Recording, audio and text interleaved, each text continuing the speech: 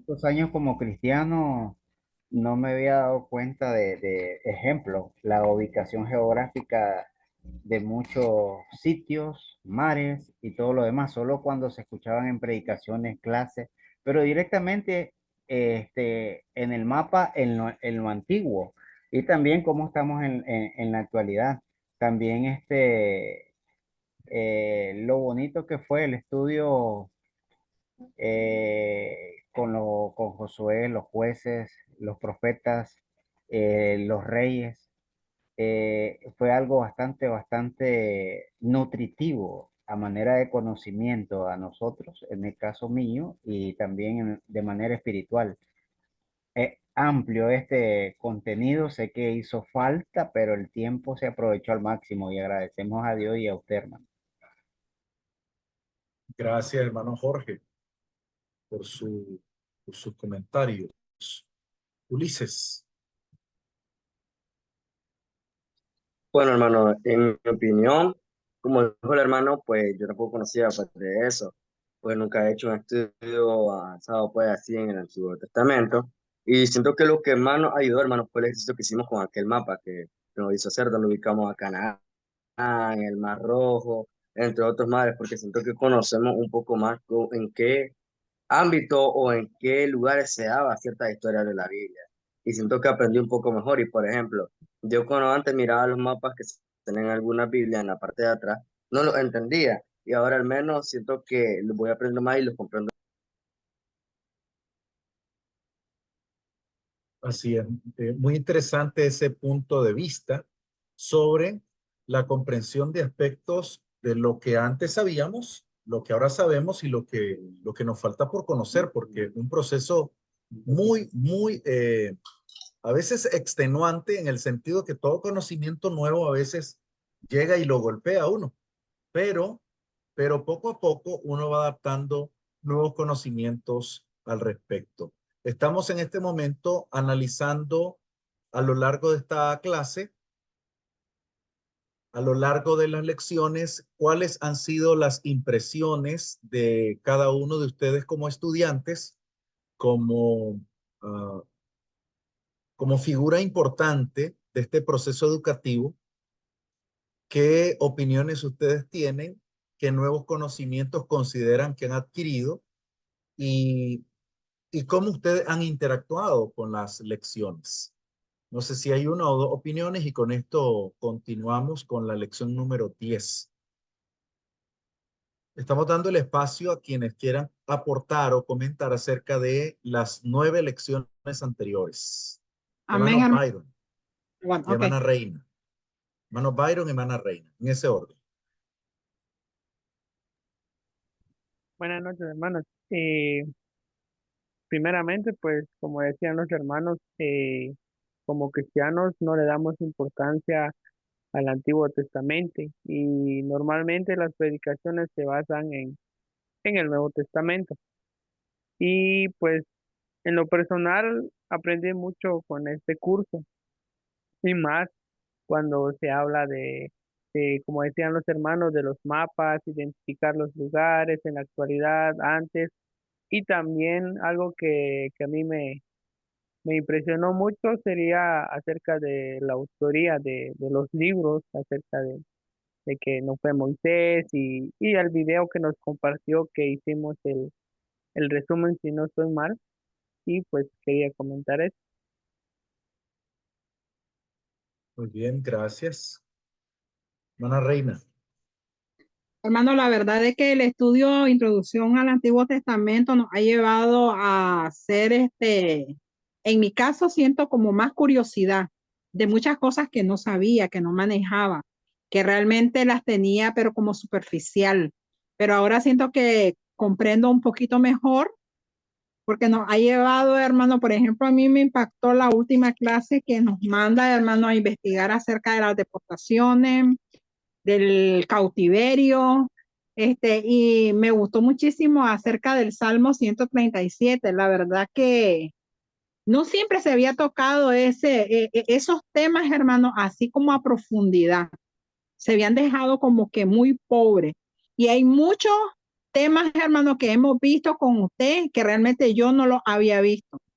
Y me da pena porque yo siendo maestra de niños hay muchos temas que yo no dominaba como los domino un poquito ahora.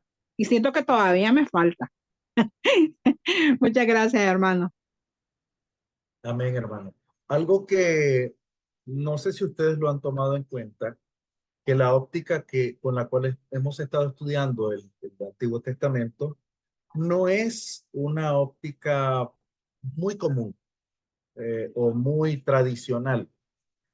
Y esto a veces nos abre un poquito el camino, abre la mente sobre algunos elementos que son propios de la investigación del maestro bíblico, del profesor de la Biblia, de la maestra de escuela dominical, de la maestra de damas, porque tenemos que abrirnos hacia ciertos conocimientos que ciertamente para nosotros, cuando de golpe aparecen ciertas ideas, tenemos que al menos estudiarlas, darle espacio al análisis, a la crítica.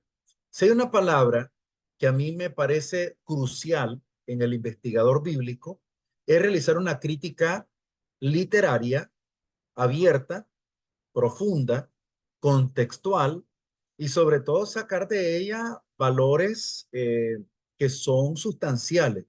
Les voy a poner el ejemplo de lo que me ocurrió hace un par de semanas. Mientras estaba leyendo el libro de Génesis, le estaba dando un repaso a algunos capítulos, a mí se me ocurrió tomar nota de algunas cosas, de algunos elementos, y se acuerdan ustedes de los gigantes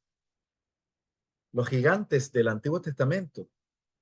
Entonces, algo que a cualquier lector le podría parecer una especie de revelación sobre cómo nacen los gigantes, de dónde salen los gigantes, es para el escritor bíblico, para el Antiguo Testamento y para aquellos antiguos que preguntaban, el capítulo 6 no es más que una respuesta tradicional de una pregunta tradicional.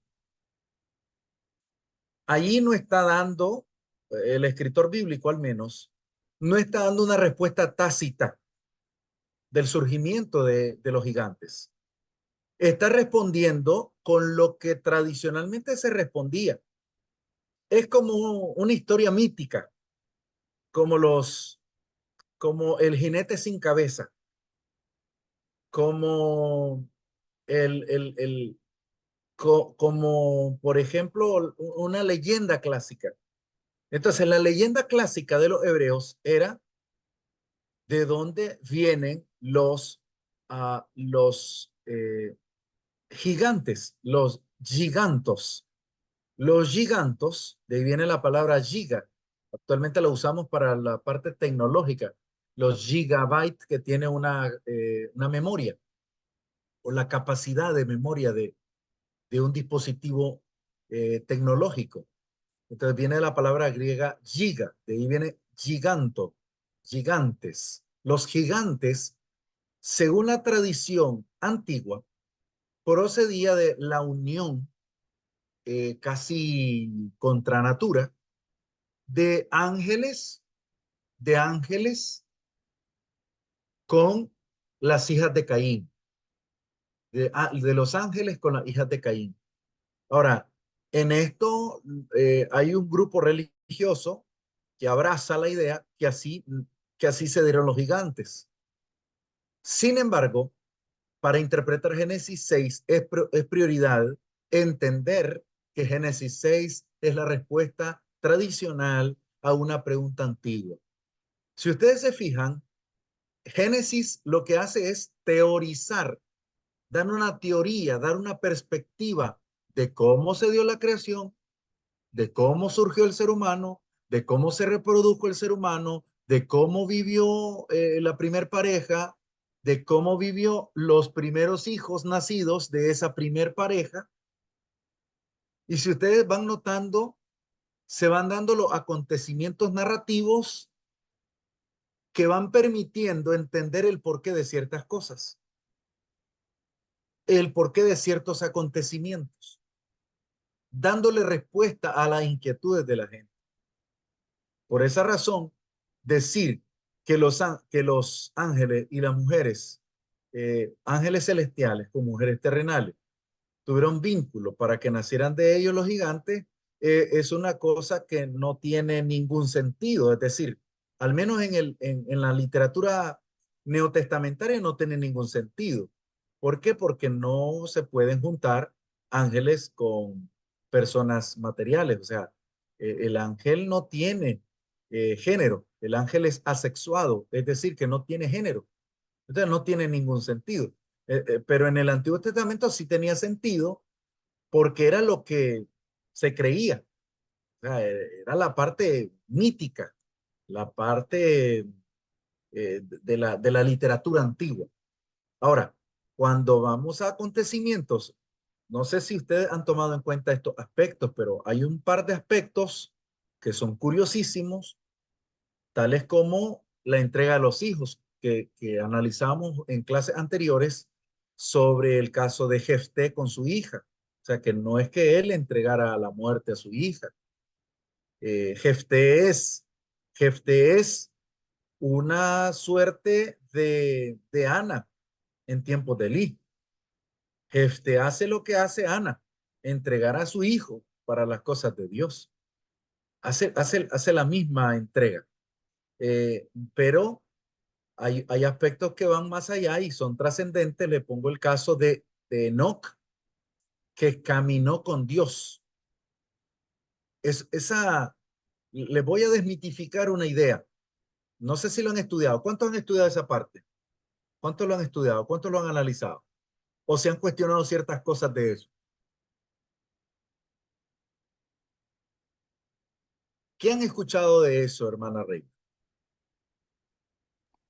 Yo lo que escuché, hermano, o sea, dan a entender, por ejemplo, yo lo escuché en una prédica, dan a entender que realmente él caminó con, o sea, que Dios iba a la par de él, así como un ser visible que lo podía ver y que podía caminar con él, pero nunca entraron en detalles, solo dieron así como una breve introducción, pero en realidad me quedó siempre la curiosidad porque yo decía, o sea, quiere decir que lo miró, que anduvo con él, como en el caso cuando Jesús se aparece camino de Maú, creo, sí, si no me equivoco, ahí él iba, realmente él iba y las personas no lo habían reconocido. Pero en este otro caso, o sea, siempre que la persona nos habló de ese tema, nos dio a entender como que realmente Dios iba ya a la par de él y yo decía, ¿será o no será? Y me quedó la duda, pero no dieron mayor explicación en realidad. Igual con los gigantes, hermano, en realidad yo hasta ahora escucho eso porque como que no tenía sentido, como ahora me queda un poquito más claro en realidad.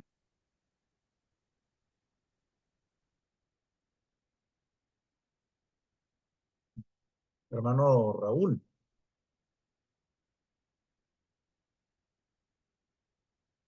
Hermano Raúl.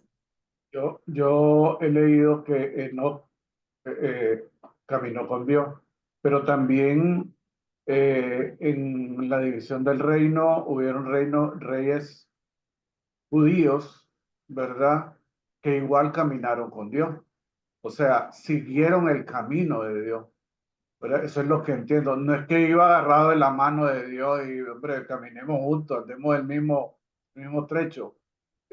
A veces la Biblia recoge datos que tenemos que saberlos interpretar. Por ejemplo, a mí algo que me llama la atención, 40 días Moisés con Dios. ¿Qué habló?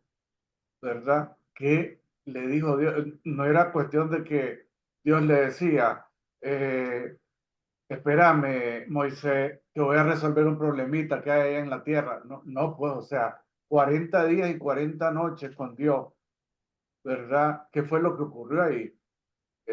O sea, es tan abierta la imagen que deja la Biblia ahí que se te puede ocurrir cualquier cosa, ¿verdad?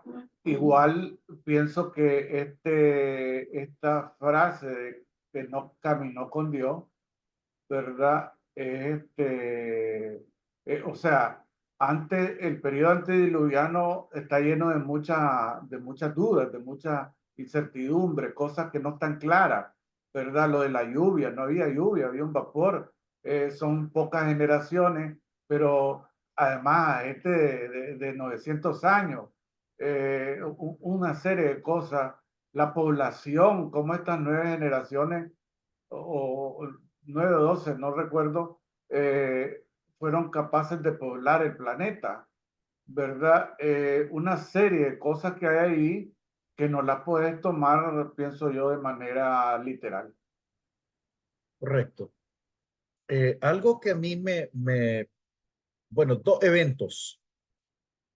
eventos que a mí me llaman muchísimo la atención y son dos eventos paralelos que debemos relacionar.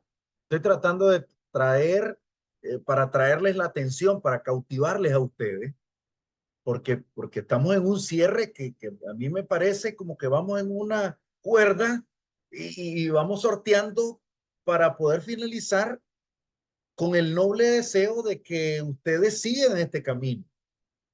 O sea, que en ese horizonte ahora les toca a ustedes hacer discernimiento, análisis, investigaciones lingüísticas, léxicas del hebreo, para profundizar este contenido que realmente se expande, se abre a otras compuertas de conocimiento. Pero hay dos historias que son paralelas, aunque no parecieran paralelas.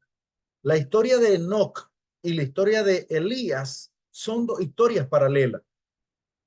Son dos historias que llaman mucho la atención y les voy a decir por qué. Porque en ambos casos solo dice que ellos desaparecen. Ellos desaparecen.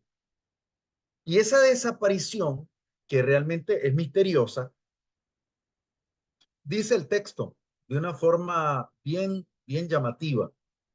Dice,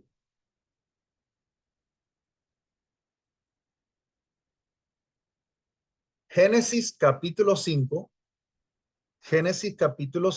versículo 21.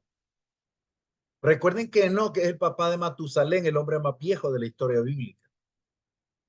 Vivió Enoc 75,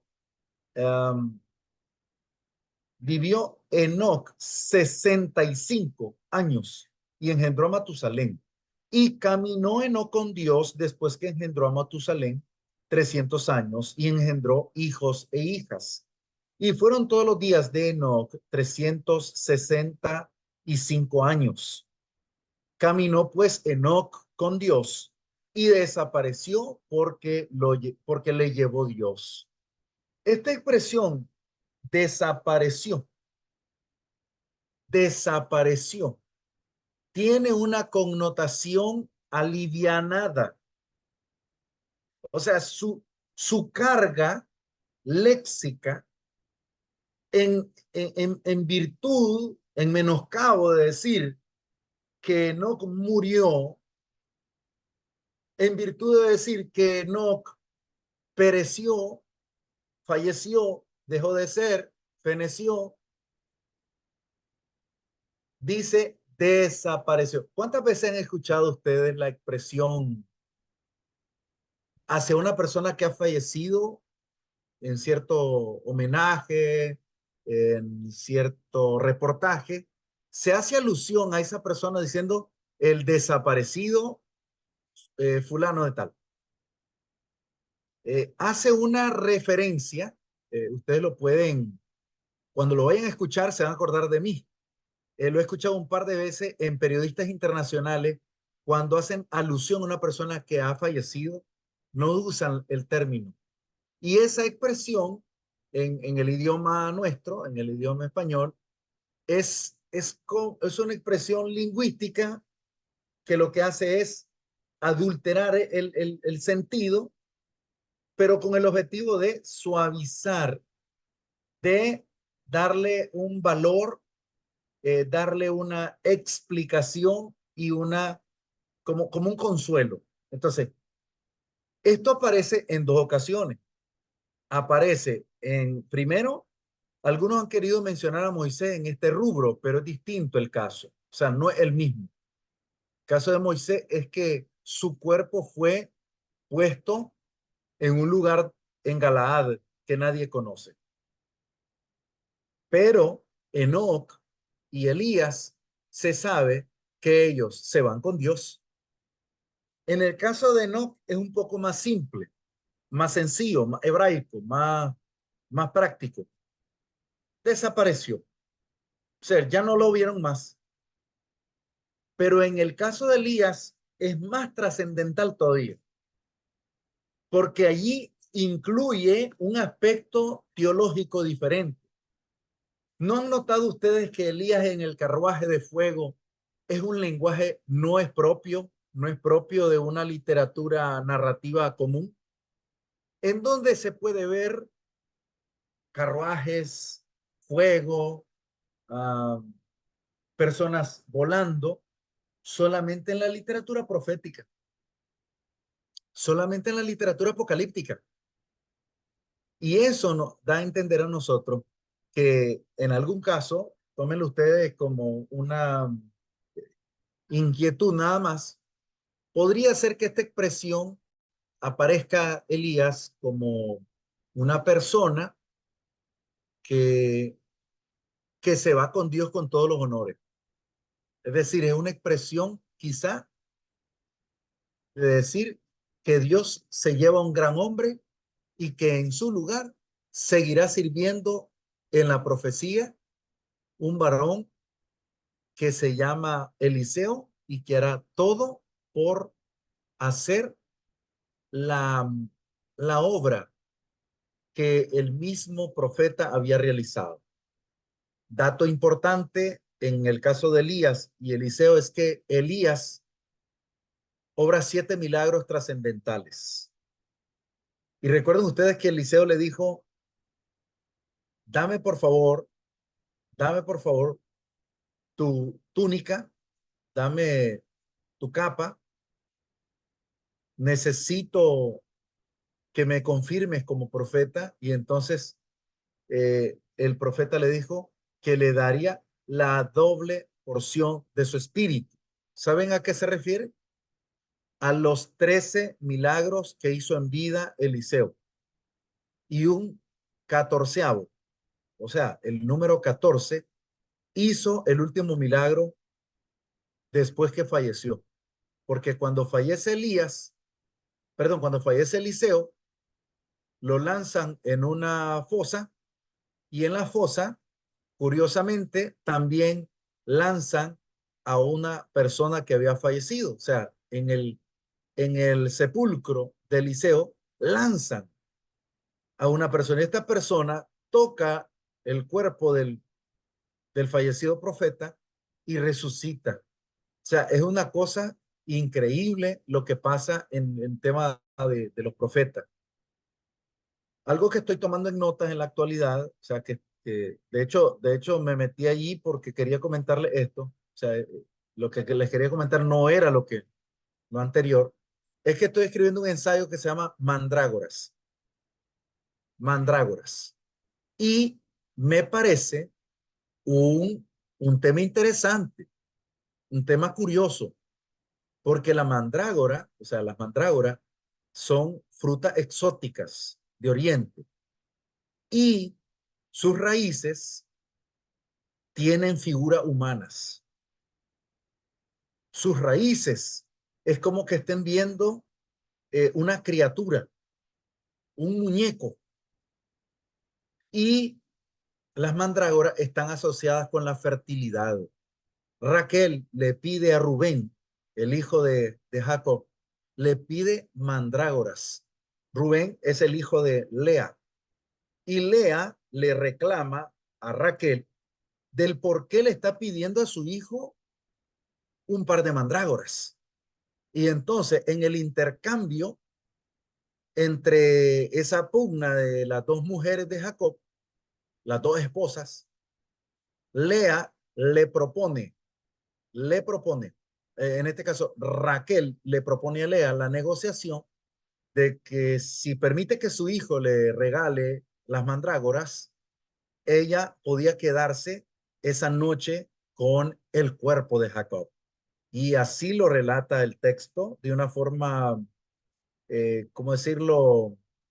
Sin despiste, de una forma clara, un poco turbio esa negociación, pero al final, después de que ella come las mandrágoras, tiene la oportunidad, semanas más tarde, de estar otra vez con Jacob, y el milagro portentoso se da luego de que comiera esas mandrágoras. Ella queda en embarazo, queda en estado de gestación, y ella queda embarazada de José, o sea, perdón, de Jacob, para que José se gestara en su vientre. En este caso, se dan acontecimientos muy curiosos, muy trascendentales, por esa razón, y no es el único caso. Entonces, el ensayo que estoy haciendo tiene mucho que ver con eso de las mandrágoras y el impacto que eso tuvo en acontecimientos particulares en Israel. Pero bueno, ese es solamente uno de los comentarios acerca de esto. Hablando de los profetas, hablando ya del contexto del exilio, volviendo un poco al panorama de contexto que hemos estado estudiando, ustedes saben que el exilio da un periodo entre los profetas que cierran el telón del Antiguo Testamento y la entrada en vigencia del Nuevo Testamento en San Mateo capítulo 1, esa página que divide Malaquías de Mateo, prácticamente relata de 430 años más o menos, de 430 a 390 años de interrupción literaria del texto, al menos interrupción de los textos canónicos que nosotros tenemos. Pero en ese contexto, algunos asocian que el libro de Salmos data de el periodo de el siglo IV al siglo III. Pero en tal caso, la mayoría de estudiosos combinan ideas al pensar que lo que hacen es compilar la narrativa de los salmos. O sea, los escritos, que son los salmos, se comienzan a compilar ya en una etapa más tardía. ¿Qué elementos considero que son importantes de racionalizar, de tomar en cuenta? Las profecías de Ezequiel y de Daniel como un panorama muy complejo del Antiguo Testamento. Ellos proveen recursos literarios desde la perspectiva uh, de la literatura apocalíptica, literatura dramática, y entonces allí va a haber un panorama muy amplio a revisar sobre lo que van a proponer Ezequiel y Daniel para lo que posteriormente será la literatura apocalíptica del Nuevo Testamento. Vamos a ver un paréntesis, hermano Raúl, hermana Débora. Eh, entonces usted está diciendo que es posible que no hubo una ausencia bíblica, o sea, de alguna manera los salmos o los escritos estos poéticos fueron en esa época escritos pues tal vez lo que se interrumpió fue la cronología histórica, pero, pero, pero hubo presencia bíblica. ¿Es eso lo que estamos entendiendo? Sí, de algún modo, y en el otro está en duda. O sea, está en duda algo. Ya lo voy a explicar, voy a aclarar. En el caso del libro de los Salmos, es de los libros más complejos para determinar su autoría, porque muchos de los salmos sí fueron de David, obviamente, tiene su sello característico. Para el lector que identifica los cánticos, sabrá que las pausas del Selah se identifican muchísimo con la literatura de tiempos de David. ¿Han leído usted en algún punto del Salmos cuando dice eh, al cierre y Yahweh sea alabado? Y ahí aparece un espacio que dice Selah, Selah.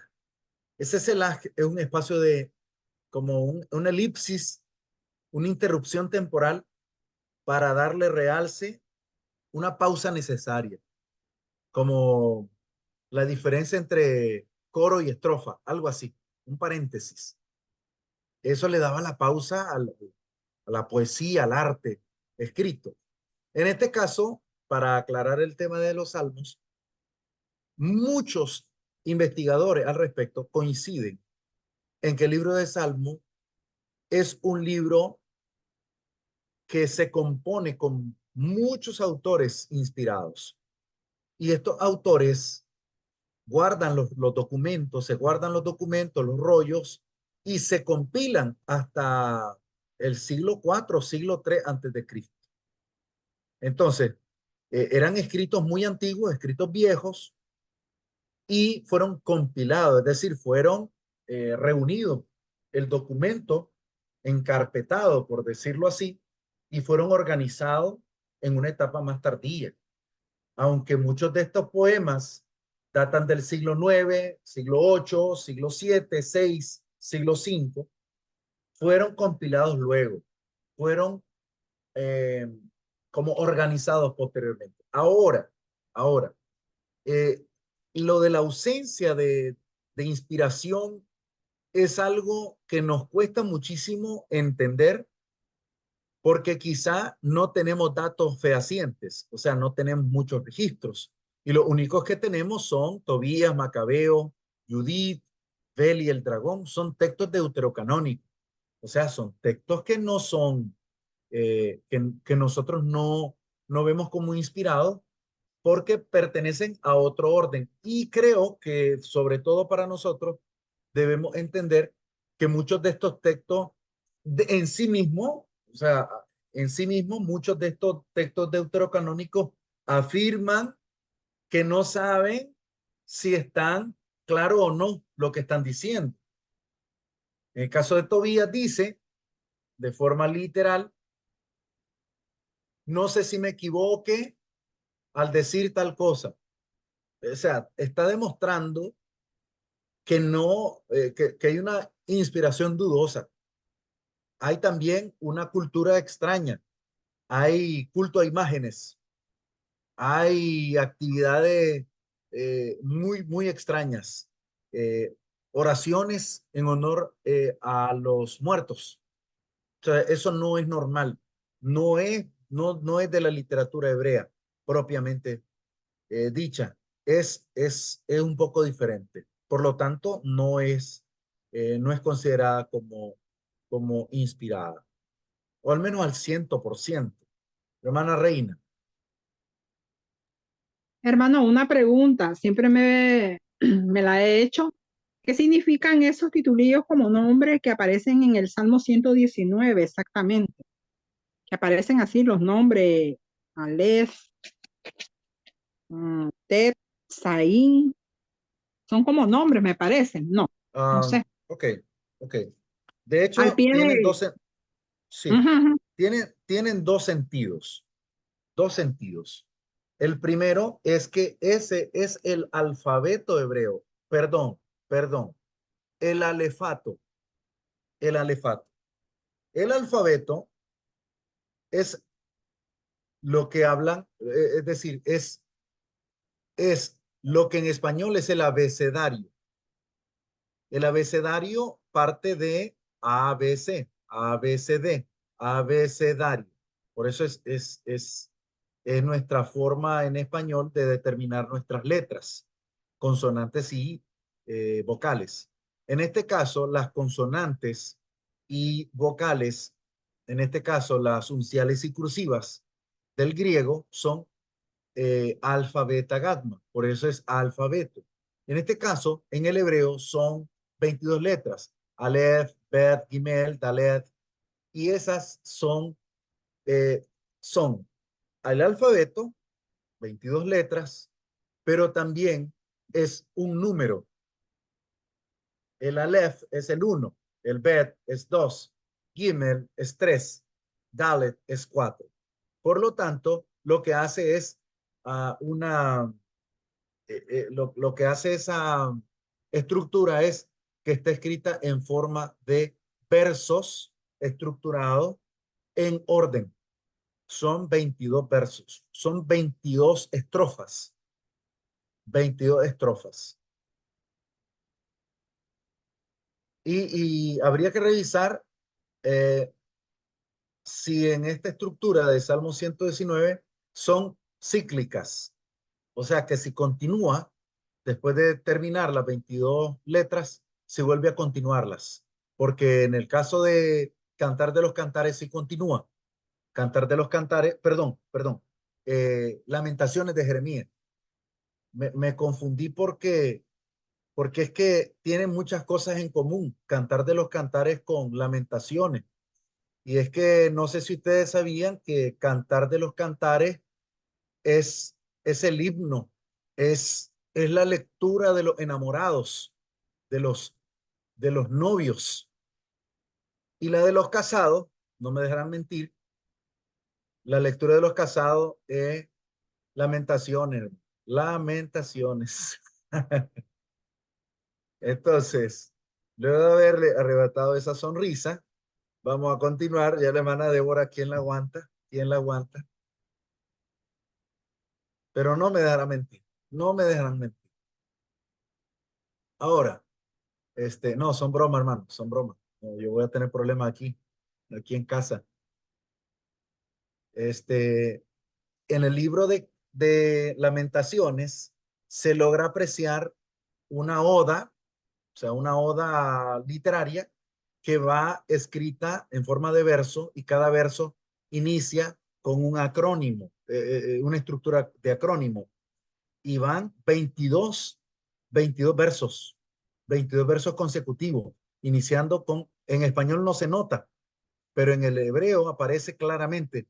Inicia el primer verso aparece con Aleph, el segundo verso, Ved, el tercer verso con Gimel, y así sucesivamente hasta llegar a la Tau. Tau es la última letra de el alefato hebreo.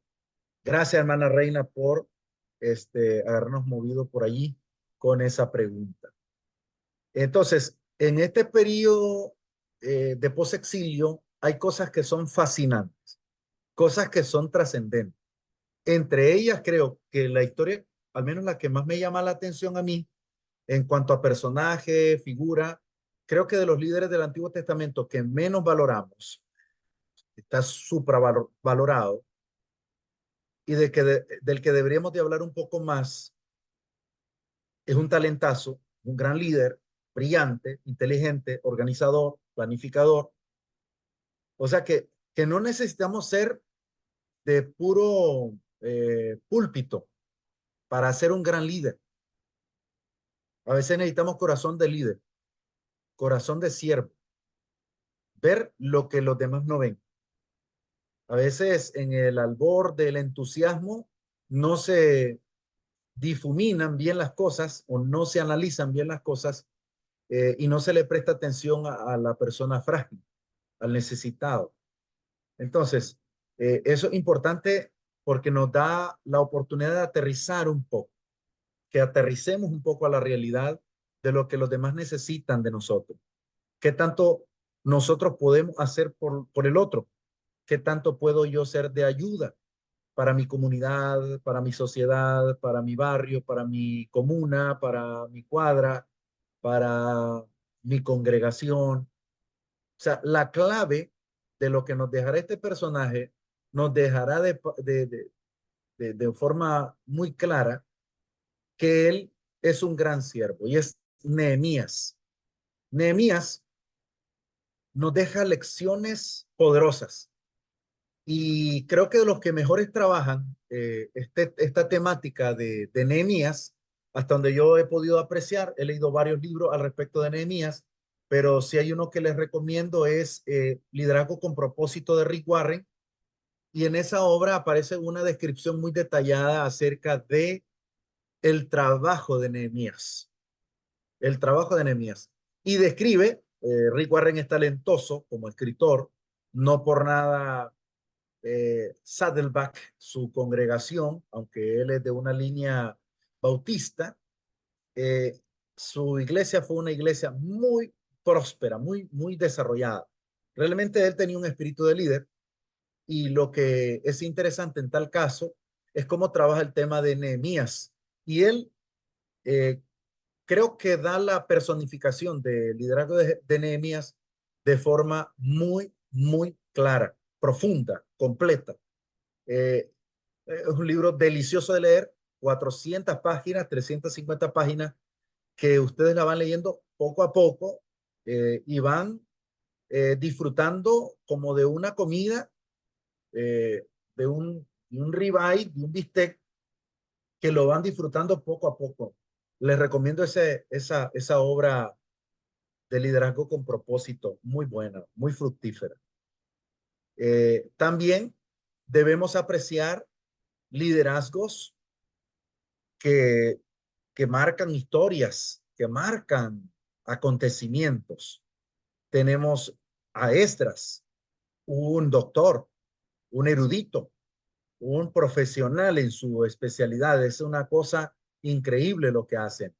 Ellos cambian un poco el panorama de lo que se había vivido. De hecho, en tiempo de ellos se da el decreto de Artajerjes y de allí parte lo que conoceremos como las 70 semanas, las 70 semanas de Daniel. Cuando ustedes vayan a ver Daniel o profetas mayores, yo les recomendaría que aprovechen a preguntar allí el tema de las 70 semanas para sacarle el jugo a este contenido, a esa información.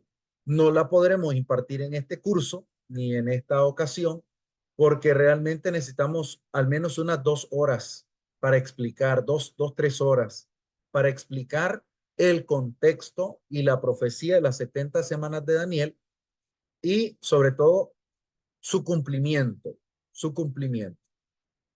Vamos a cerrar con un interesante punto. ¿Cuál es la profecía no cumplida del Antiguo Testamento? Si la hay, ¿cuál es la profecía no cumplida del Antiguo Testamento?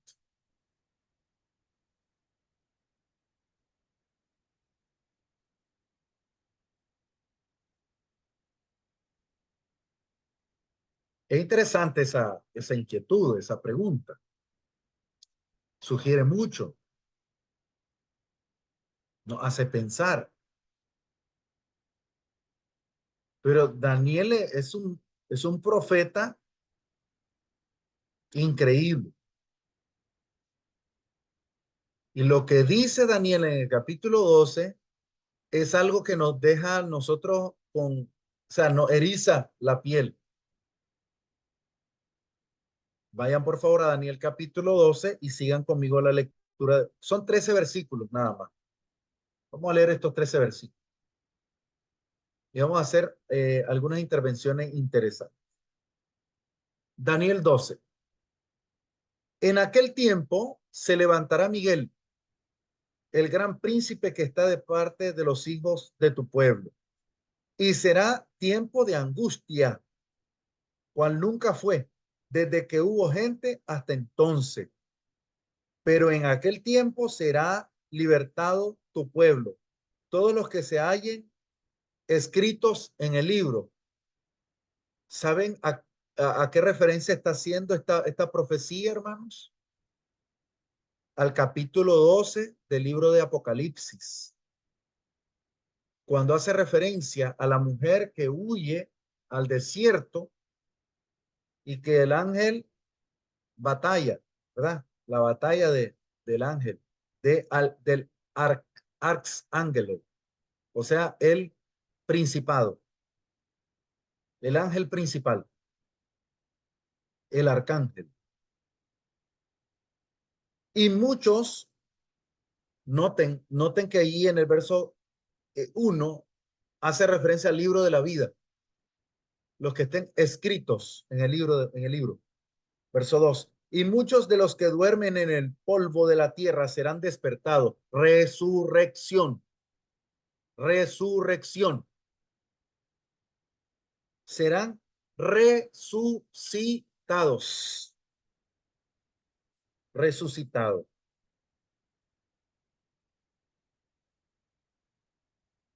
unos para vida eterna y otros para vergüenza y confusión perpetua. Salvación, condenación. Los entendidos resplandecerán como el resplandor del firmamento, y los que enseñan la justicia a la multitud como las estrellas a perpetua eternidad. Pero tú, Daniel, cierra las palabras y sella el libro hasta el tiempo del fin. Muchos correrán de aquí para allá y la ciencia se aumentará. El conocimiento, la tecnología aumentará. Y yo, Daniel, miré, y aquí otros dos que estaban en pie, el uno a este lado del río y el otro al otro lado del río. Y dijo uno al varón vestido de lino que estaba sobre las aguas del río: ¿cuándo será el fin de estas maravillas? Y oí al varón vestido de lino que estaba sobre las aguas del río, el cual alzó su diestra y su siniestra al cielo y juró por el que vive por los siglos, que será por tiempo y tiempos y la mitad de un tiempo. Y cuando se acabe la dispersión del poder del pueblo santo, todas estas cosas serán cumplidas. En otras palabras, haciendo alusión a el retorno del pueblo. Y aquí se van a tomar en cuenta dos aspectos de la literatura apocalíptica. Así como Jesús en Mateo habla de un contexto temporal y un contexto futuro, Daniel habla del contexto futuro y luego del contexto temporal. ¿A qué nos referimos con esto? Que primero Daniel habla acerca de la resurrección postrera y luego habla acerca de tiempo, tiempos y la mitad de un tiempo. En otras palabras, un periodo de prueba para el pueblo posterior a su retorno del exilio. ¿Y a qué referencia directa nos alude el texto? A la terrible dificultad que va a vivir en tiempo de un rey malvado llamado Antíoco Epífanes, denominado por los hebreos, por los judíos, como Epímanes, que en griego significa el loco. Epímanes significa el loco. En otras palabras, Antíoco el loco va a hacer gran daño en el santuario.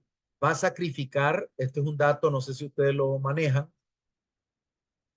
en tiempo de post-exílico, o sea, después del exilio, retorna el pueblo, Antíoco asume el poder posterior a la caída de los persas. Eh, Luego de los persas, obviamente, quien combate contra ellos se llama Alejandro Magno. Alejandro Magno muere envenenado a los 33 años. Está en su casa, en su palacete, es envenenado, muere a los 33 años y luego hay una situación muy terrible, muy complicada, porque se divide en cuatro. La tetrarquía de la monarquía griega se divide en cuatro reinos, y uno de estos reinos es tomado por Seleuco, el otro por Antípater, el otro por Antíoco, y el último es tomado por los Ptolomeos. En este caso, Antíoco asume la región de Arabia y gobierna Jerusalén. Y lo que hace de forma impía, este hombre malvado, lo que hace es sacrificar cerdos en el templo de Jerusalén. ¿Saben lo que implica eso, hermano? Un escarnio, una burla, una cosa pagana.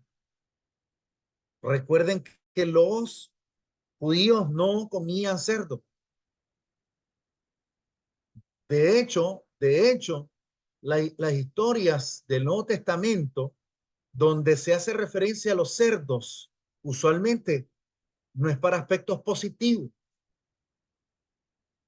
Los aspectos o las referencias que se menciona el cerdo, usualmente es en momentos muy tristes, muy terribles. Uno es cuando aparece aquel muchacho desventurado, se va a comer algarrobas cuidando cerdos, que son cerdos de exportación, cerdos de exportación. O sea, no era para consumo local. Los los cuidaban para ser vendidos, era un negocio. Pero por el otro lado, lo vemos cuando los cerdos se apoderan de sus cuerpos unos espíritus inmundos. Entonces, esas son referencias muy prácticas del texto para hacer una alusión a lo que implica el cerdo. Entonces, en el tiempo de Antíoco se da una situación terrible y entonces el pueblo ve con vergüenza la situación que sufre la nación, y luego de esto lo que se puede apreciar es que hay una batalla, una situación difícil para Israel, para este pueblo de, de los judíos. Ahora, ya hablando de este periodo intertestamentario, allí en este periodo intertestamentario es que nacen los saduceos, nacen los fariseos, nacen grupos como los esenios, se desarrolla, se fomenta partidos religiosos contrarios a Roma, contrarios a Grecia, contrario a los poderes militares extranjeros. Es por esa razón, ustedes lo pueden tomar en nota, que Juan Hircano, más o menos en el 168 al 164 antes de Cristo, arma una rebelión. Él se levanta. Él se levanta y pone las cartas sobre la mesa. Entonces, Juan Hircano va a ser una figura insigne para los judíos. Juan Hircano va a ser una figura de gran valor para los judíos en el contexto de guerra. Posteriormente vendrá el Nuevo Testamento. El Nuevo Testamento va a ser más específico, más claro, va a dar datos específicos. No por nada, Lucas y Mateo nos permiten conocer de Jesús su genealogía para descubrir de dónde viene el maestro. Por esa razón, esos aspectos van a ser netamente cruciales.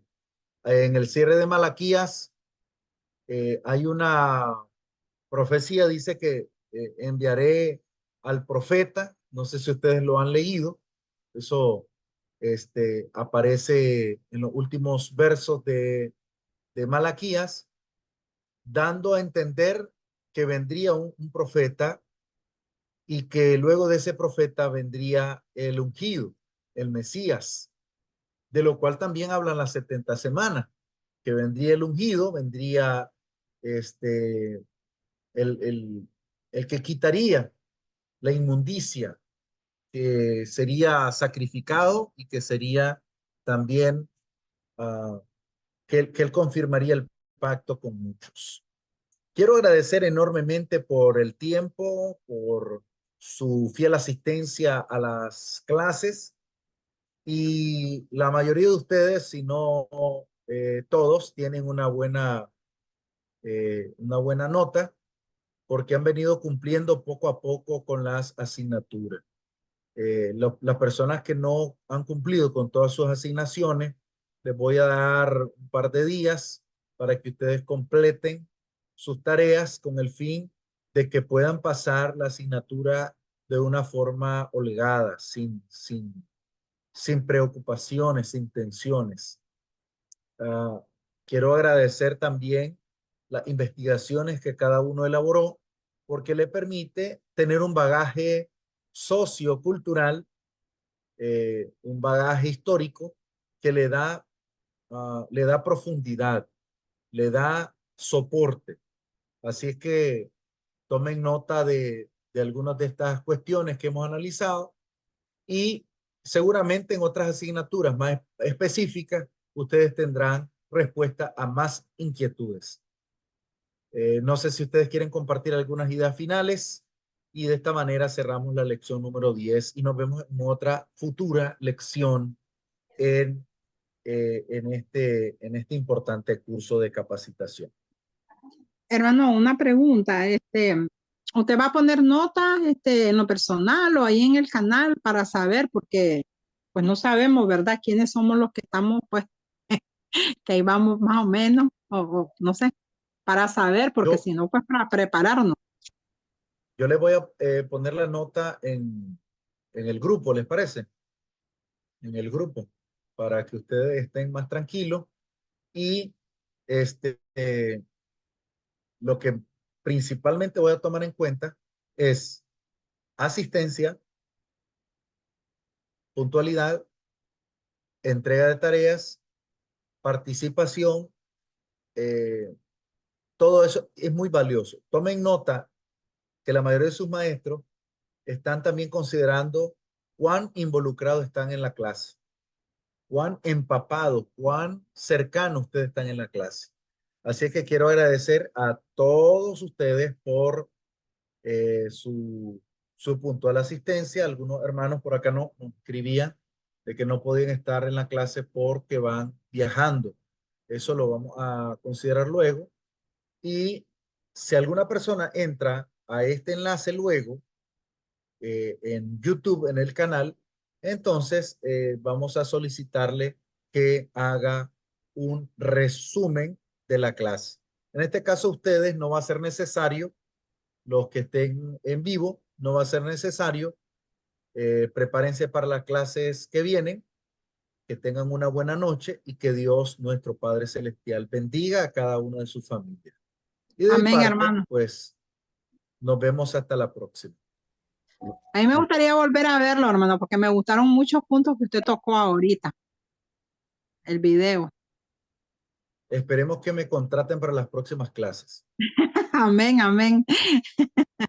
Muchas gracias, hermano, por su tiempo. Yo sé que es un hermano muy ocupado, pero gracias por su tiempo, por su paciencia y por enseñarnos tantas cosas.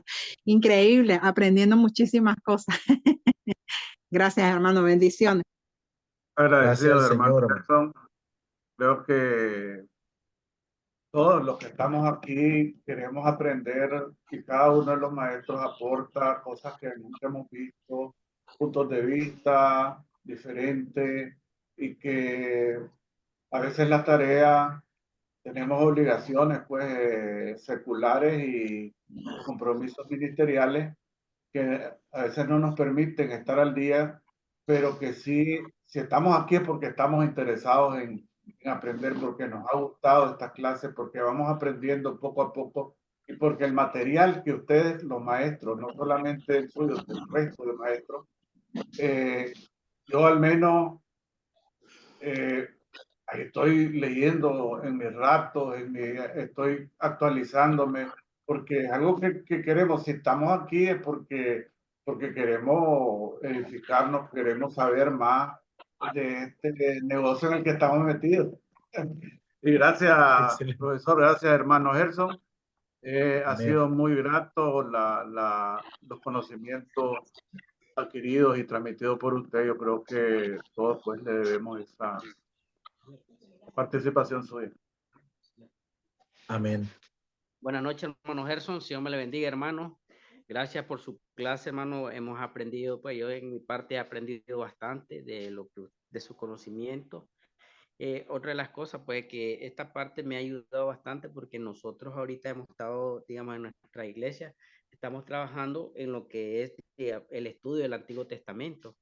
Y eso me ha servido y me ha ayudado para impartir clases en la congregación. Muchísimas gracias, hermano, y se lo agradezco. Y Dios primero que sigamos adelante en esa parte, hermano Gerson.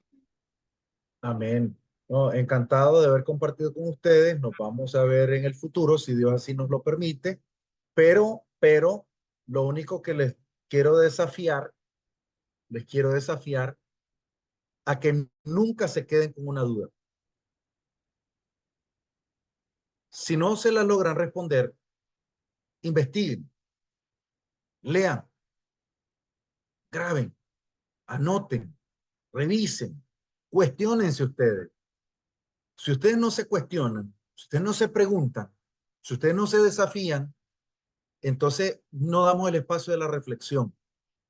Hay aspectos que uno tiene que darle vueltas, o sea, darle reflexión al asunto y ver más allá, con profundidad, con reflexión, con análisis, con espíritu crítico, por el bien del aprendizaje cotidiano y sobre todo saquémosle provecho para bien, para compartir esos conocimientos como lo han comentado algunos de ustedes. A cada uno en su país correspondiente, la mayoría nicaragüenses, pero también hermanos que están fuera del país, que están en este curso, no abandonen el curso, hermano. No abandonen el curso. Motívense, porque la celebración que se da a final de año es muy bonita, muy agradable de encontrarnos, hermano, un festejo y una cosa tremenda, hermano. Los que han estado en algunas promociones, en la promoción anterior, lo van a recordar y los que vienen pues a prepararse para completar el curso. Así es que sigan adelante y nos vemos en la próxima. Que Dios me les bendiga a cada uno de ustedes y hasta luego.